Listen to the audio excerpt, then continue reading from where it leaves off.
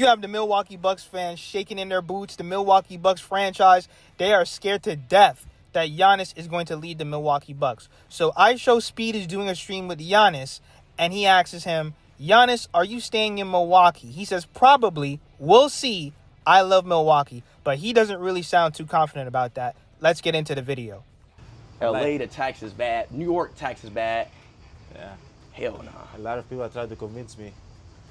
To go and play there and stuff. Oh, no. No. So you staying in Milwaukee? Probably.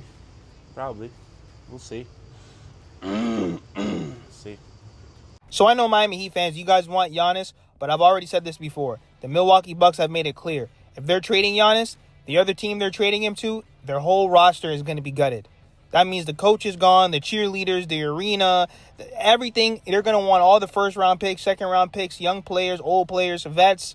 They're going to want the towel boy, the ball boy, the guys who sweep the court. They're going to want everything for Giannis in return. If you're not going to put up Bam, they're not even going to answer the phone. That is why I really don't see Giannis coming to the Miami Heat in the near future. Maybe he might go to another team, and it's like what Giannis said. He sounded indecisive. Probably, we'll see. And then, of course, he has to tie it with, I love Milwaukee. But it didn't sound he didn't have any type of confidence with his decision by any means. And didn't I tell you guys, the Lakers are going to fold. Remember, the Lakers media came out and said that Wiggins is trash and you're not going to get Rui, Dalton connecting a first-round pick. And watch, the same Lakers media, now they're coming out and saying, well, you know what? Andrew Wiggins is the best thing. I've been telling you guys this. I don't understand. Andrew Wiggins is 30 years old. He's a champion, and he's in the middle of his prime. How is he trash? How is he garbage? How is he not even worth one first-round pick? I don't understand where you Laker fans get this. All because you guys want to worship the Lakers and worship LeBron and worship Jeannie Buss and all these people. It is ridiculous. I think the Lakers need another wing defender in the mix. If it were up to me, I'm putting Rui, Dalton, in the first round on the table. And I think Wiggins is an overpay. But what else is out there that's better than Wiggins that I can potentially get for that package? And he's right. That's a fair trade. You guys don't even like Dalton Connect. He's stinking up the summer league. And hopefully the Charlotte Hornets still want him. And we'll flip him and go get our pick back. I mean, and then Rui, he could be our backup big. I think he's a decent rotational big. That's all I'm saying. Andrew Wiggins is not garbage. We're going to get our first round pick and call it a day. Andrew Wiggins, he just dropped 40.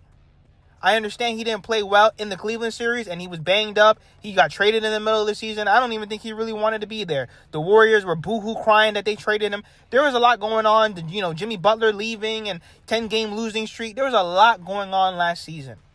Andrew Wiggins is not garbage and he can be a great wing defender. We all know Luka and LeBron James are not going to be guarding any of the wings for 82 games during the regular season. We all know that. They're not going to be chasing these wings across the court for 82 games. Hard to be in that mix without doing a more serious trade. Like if it were up to me, I'm putting Rui, Dalton, and the first on the table. And I think Andrew Wiggins is an overpay, but like what else is out there that's better than Andrew Wiggins that I could potentially get with that package? This is why Dwayne Wade should be in the front office. And like I said, it is an absolute tragedy and it is blasphemous that he is not in the front office. Nobody would ever say no to D. Wade, Pat Riley, Eric Spoelstra, and Bam Adebayo in any recruiting meeting. Norman Powell on joining the Miami Heat. Going into Miami, I fit the culture perfectly. Hearing that it was Miami, I was really excited thinking back to my childhood and being a big fan of D. Wade. Everybody loves D. Wade.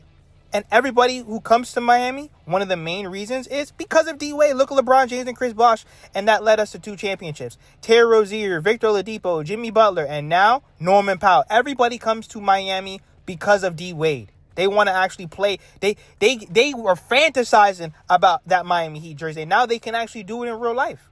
Per Tim Bonnet on the Miami Heat trading for Norman Powell. They're a team under Pat Riley, Andy Spo that's always going to try and be competitive. You can make an argument adding a guy like Norman for the free that Miami is a team that can be a top 4 seed or has a chance to be. I still think we need a playmaking point guard. I understand that a lot of people want Norman to start, but that's my question to you, Miami Heat fans. Do you guys want him to start or do you want him to come off the bench? I think that it would obviously be great to see Tyler, Norman Powell, possibly Andrew Wiggins if he stays, Bam and Ware. Norman Powell has no issue coming off the bench. I don't have a big ego. I want to win, Powell said.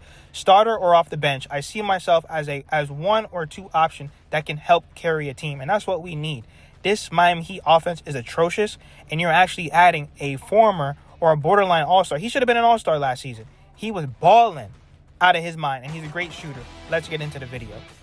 Norm Powell was probably not going to be a Clipper for very long, and so they traded him. Miami was able to essentially really do well in this trade. You know, Slow-Mo is a backup. Kevin Love only played 23 games last year, although some of that was to be with his father who was dying. It wasn't all due to injury, but still, Kevin Love was a bit player for them. Kyle Anderson a backup, and they were able to deliver themselves a borderline all-star, friend of the pod, Norman Powell. So let me know what you guys think in the comments. We are pushing to 8,000 subscribers. Make sure that you guys hit that subscribe button, and thank you for all the support.